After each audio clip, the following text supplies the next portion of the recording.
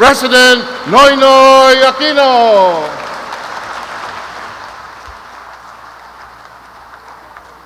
Maupo tayo lahat. Oops. Secretary Manuel Rojas, Secretary Prosy Alcala, kokorek ko lang po yung sinabi ni Manong Frank, no? Hindi po tayo self-sufficient by 2016.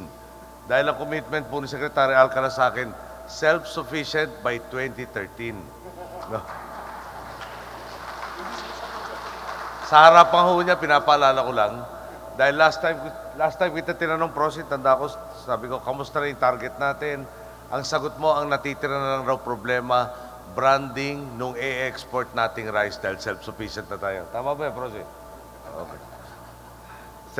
Senator Frank Drilon, Governor Art Defensor, Vice Governor Richard Garin, former Governor Neil Tupas, Representative Jerry Treñas, Representative Janet Garin, Representative Art Defensor Jr., Representative Mel Sarmiento, of course, our Team Pinoy senatorial candidates present, Rizon Tiveros, Manong Ramon June Magsaysay, Senator Coco Pimentel, Representative Mark Villar representing his mother, Cynthia Villar, and of course my cousin, Bam Aquino, Administrator Antonio Nanggil of the NIA, Chairman Rene Villa, mayors from different municipalities, officials and employees of Iloilo Provincial Capital, fellow workers in government, lalo na po yung mga nasa labas nitong buluwagang to, magandang umaga sa inyo.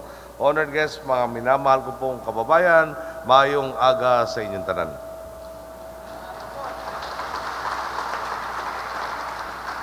Pakilala ko na rin po si Jun Delantar, taga dito rin po sa inyo, kapwa nyo Ilonggo. Sabi ko, papunta tayo ng Panay Island, turuan mo naman ako mag-Ilonggo. Kaya ito po ang tinuro. May sinabi ko sa kanya, translate niya, ito po ang naintindihan ko sa tinuro niya. Kung tama ho, magaling si Jun, kung mali ho, kasalanan ko. Sa tong nagligad nga kampanya, nadumduman nyo nga ginhambal ko, madamo gali sangwa pa diri sa Iloilo.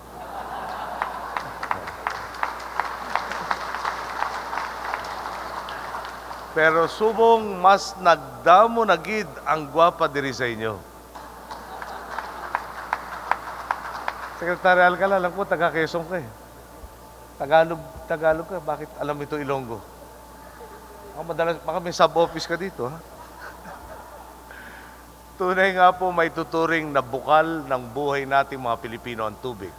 Maliban sa pinapalibutan nito ang ating 7,100 mga isla, sa tubig din tayo maasa para mapunuan ang pangangailangan sa enerhiya, gayon din sa pagpapalago sa ating mga palayang pinagkukunan ng pagkain. Malinaw po, kung ang layunin natin ay ang pangalagaan ang interes at kinabukasan ng ating mamamayan, dapat lamang nakarugtong nito ang paninigurong may maayos na mekanismo at malinaw na estratehiya para sa sistemang patubig ng ating bansa. Kaya nga po, hindi ko naiwasang madismaya. Nang nalaman kong mayroon palang mahigit 30 ahensyang may kinalaman sa tubig. Dito ko po yun, 30 ahensya ang nakikialam sa tubig. Kung may tanong ka tungkol sa tubig na nasa dam, isa ang ahensya. Kung dadaloy ito sa gripo, iba na namang ahensya. Dahil sa patong-patong ang kanilang mga tungkulin, malabo rin kung sino ang mananagot. Paano naman dadaloy ang ginawa kung puro tagas at patsi-patsi ang sistema? Idiin ko lang kung konti yun.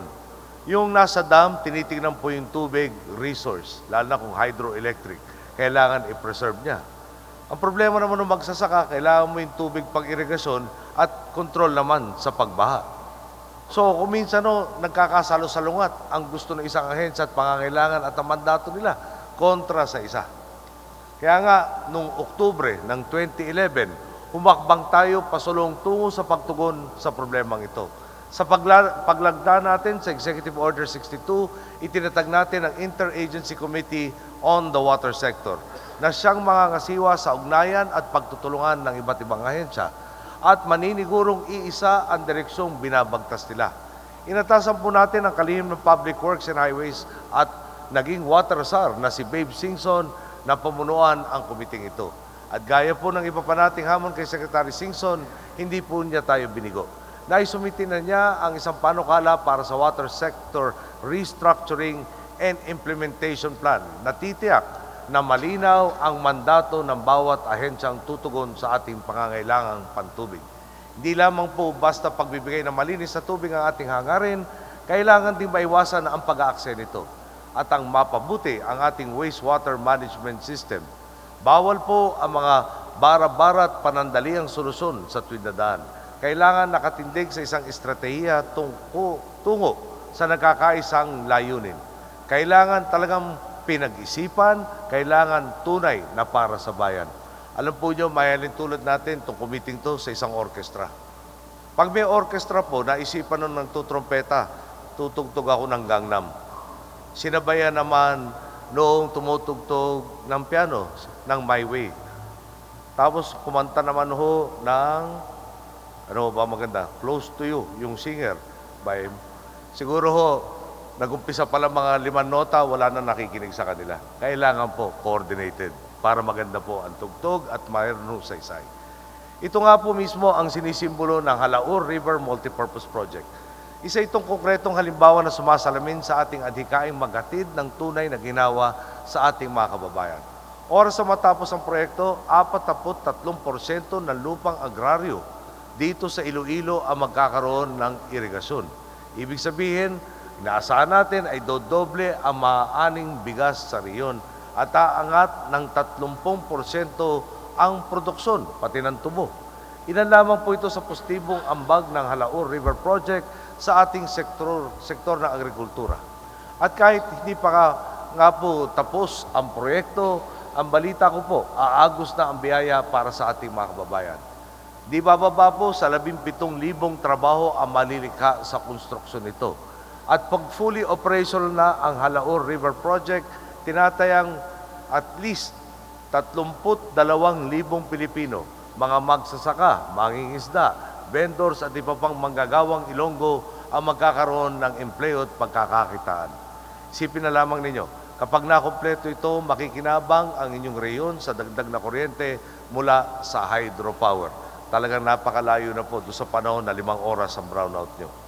Uunlad ang pangingisda at pati ecotourism at may iwasan ang pagbaha sa Iloilo. Ito po talaga ang bunga ng Halaur River Project. Pagkain sa mesa ng bawat kabahayan, mga batang di napipilitang umabsent sa paaralan, mas maraming Ilonggong may trabaho na makikiambag sa pagpapalago sa ating ekonomiya. At tama lang pong isipin na dahil mas marami sa inyo ang angat ang antas ng pamumuhay at magkakaroon ng higit na kakayang mamili, tataas din ang produksyon ng mga industriya sa inyong reyon na magdudulot ng paglawak ng mga negosyo. Saksi po tayong lahat kung saan talaga tumutungo ang tuwid na daan. Kaunlarang pangkalahatang kaunlarang nagbibigay lakas sa bawat isang Pilipino upang panghawakan ang kanilang kapalaran. Kaunlarang nagbubukas na mas maraming pinto ng oportunidad para sa ating mga kababayan. Alam po nyo, hindi po natin magagawa ang lahat ng ito kung wala ang mga kaagapay nating nagbuhos ng sigasig at determinasyon para maisakatuparan ang Halaur River Project. Unang-una, nagpapasalamat po tayo kay Senator Frank Drilon, ang ating big man sa Senado. Bagit nga po sa akin, hindi lang ito ang malaking proyektong pinangungunahan ng ating butihing kasamang Senator Frank. Sa Marso, magsisimula na rin ang bidding para sa Iloilo City Convention Center. At tiyakpong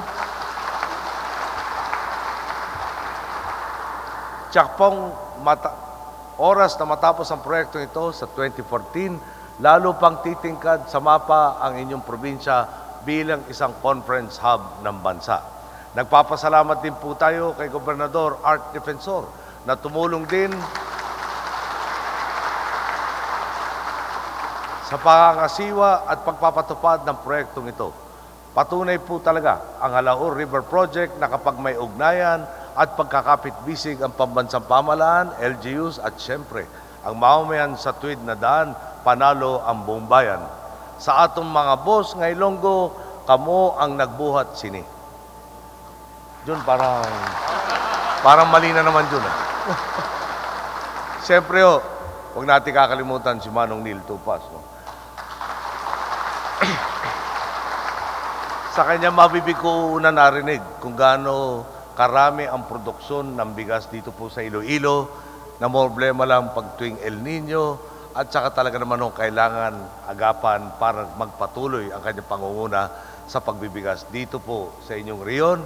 At sabi nga ho ni Secretary Alcala kanina, nag-iisip na po si Governor Umali ng Nueva Ecija, baka matalo na raw sila bilang number 1. Di rin po natin maaari makalimutan na magpaabot ng taus-pusong pasasalamat sa ating mga international partners. Ang pamahalaan ng South Korea at ang Korean Export-Import Bank, nakatuwang natin sa pagpapaunlad sa ating mga komunidad. Alam po nyo, si President Lee Myung-bak ay pababa na sa pwesto nitong buwan na to. Pero talaga naman kung turingin tayo, para rin tayong kamag-anak niya o kapatid niyang dapat tulungan dahil naalala raw po nilang nung sila nangangailangan, tayo ron po ay tumulong sa kanila. Talagang tunay na kaibigan po natin ang President Lee Myung-bak at ang kanyang papalit po ay hinahanda ng pagdalaw natin doon para mapanatili ang pagtutulungan natin dalawang bansa. Ang tagumpay ng proyekto ito ang magpapatunay na hindi napunta sa wala ang mahigit $200 milyong na ipinagkaloob nila sa atin at tunay na binibigyang halaga at higit pa natin pinapatibay ang tiwala at kumpiyansa nila sa ating pong mga Pilipino. Ang narating natin ay bunga ng ating pagtutulungan, pagsusumikap at pagbabayanihan sa tuwid na daan. Ang proyektong ito ay patunay na magagawa ng nagkakaisang bayan, mulat naman tayong hitik sa likas na yaman ang ating bansa. Ang hamon ngayon sa atin, gamitin ang ating yaman sa responsableng paraan para sa ikabubuti ng lahat at hindi lamang ng iilan. Kung magagawa natin ito, kung magtutulungan lang tayo at kung sabay-sabay nasasagwan tungo sa iisang direksyon, mararating natin ang pampang ng kaunlaran. Mararating natin ang bukas na tinatanglawan ng pag-asa, ang maliwanag at maliwanas na umagang nakatadhana para sa ating bansa. Dito ko lang po, alam nyo, dito sa Iloilo talaga nagagalak ako. Nagsama-sama po ang mga kinikilala at ginagalang na mga politikong talagang magsusugod ng ating paglakbay sa tuwid na daan. Pinangunahan ni Governor Art Defensor, kasama na si Manong Neil Tupas, kasama nagsakripisyo si Richard Garin, at nandyan na rin po kasama natin si Buboy Tupas na kaya magsakripisyo ng personal na interes sa ikabubuti ng lahat. At sa harapan po nyo, pinapaalam ko na rin po si Janet Garin, malapit ko na hong i-recruito sa executive, hiramin po namin ng 3 taon na tapatabuan. Janet, sana pagsama mo sa amin, manatili ang buhok mo, hindi matulad sa akin. Anyway po, dito sabi sa akin ni Secretary Alcala, habang ginagawa yung proyekto, magkakaroon na rin ng biyaya. Hindi ho sa 2016, pero after a year and a half of construction, meron ng pangunang idudulot na biyaya sa Iloilo ito.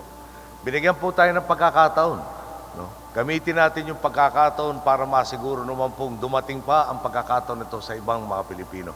Pakita po natin talagang tamang pagtiwalaan ang kakayahan, katinuan, kagalingan ng lahing Pilipino. Magandang araw po sa lahat. Maraming salamat po sa inyo.